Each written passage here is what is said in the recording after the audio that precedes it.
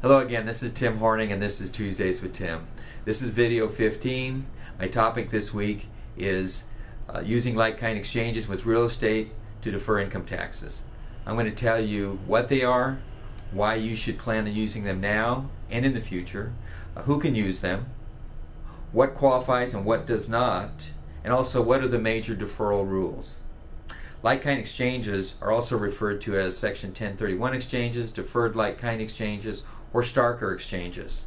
Pretty much all the same. I'm going to use the term 1031. The 1031 assets, both receiving and given, must be held for either the productive use in a trade or business or for investment purposes. The property transferred and received must be like-kind.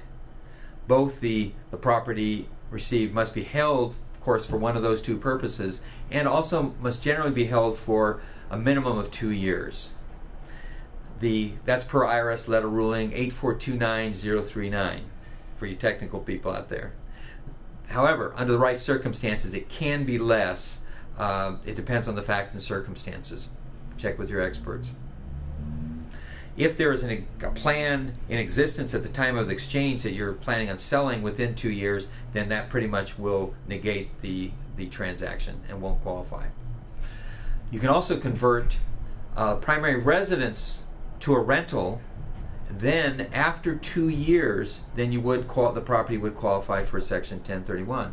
I like this approach and have used it many times, but it's important that you sell the property or exchange the property within 3 years after converting, because you can then use the $250,000 per person exclusion of Section 121, the primary residence exclusion, and then use the tax deferral effects of Section 1031 and defer the rest of the gain there.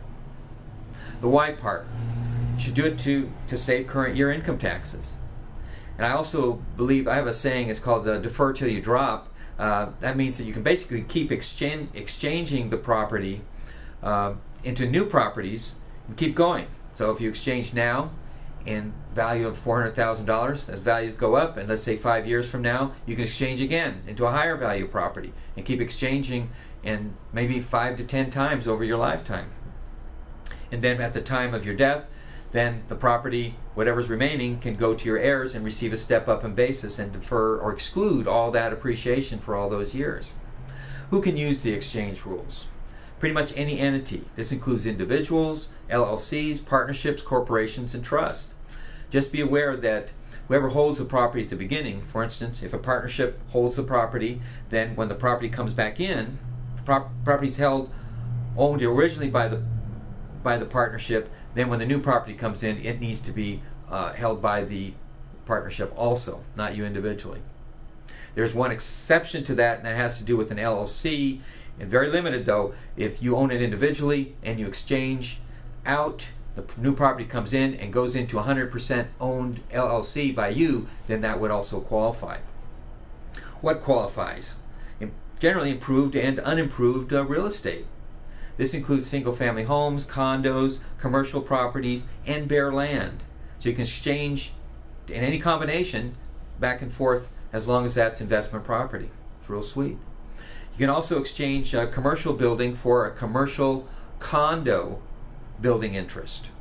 This would be an office building that's turned into condos. You can use it for vacation homes, and it may qualify. It depends on the circumstances. Real estate owned and exchanged into a tenant in common ownership also qualifies. There's all others. Talk to me. Call me. What real estate does not qualify? Generally, inventory would not qualify. This may have to do with property that if you're flipping property, it won't qualify, or if you're a dealer.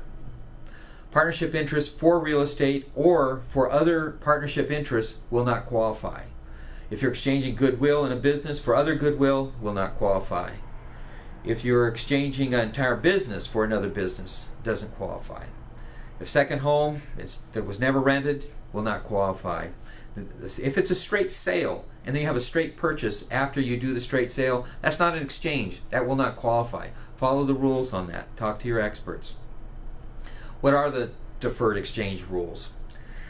First of all, you must use an accommodator, a go-between. The steps in acts as your intermediary or as your qualified intermediary. They cannot be related to you.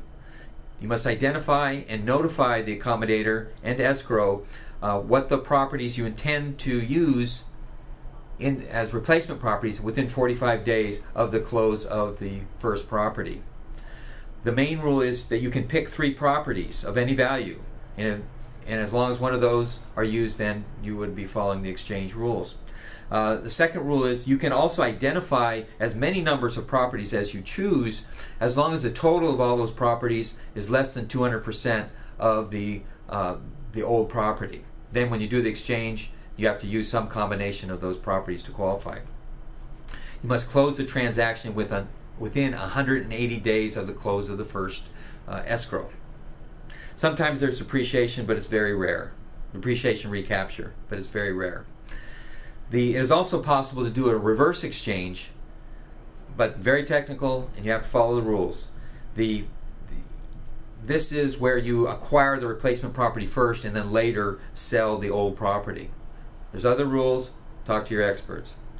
When do you have taxable income in the Section 1031 transactions? Generally, in order to defer the full amount of the taxable income, you'd have to have the fair market value of the new property be at least what the fair market value of the old property was. Then in addition, if you receive any boot or non-qualified property, that portion may be taxable. The boot is cash or non-qualified property that you would receive at the end of the transaction. Generally, that will be taxable. If there's debt reduction, that can affect the taxable income you record also. If you have related parties, if you exchange it with, let's say, your brother, and that property is then sold by your brother within 2 years after he receives that old property, then that could blow the original exchange. Be aware that there are other rules, and that if you break any of these rules, you could blow the exchange and make the transaction taxable. Remember to seek tax help on these transactions. They can be very complicated, but they can also be very useful and beneficial. So please do those. Remember, defer till you drop. Keep those emails coming. Call me with questions. This is Tim Horning, and this is Tuesdays with Tim.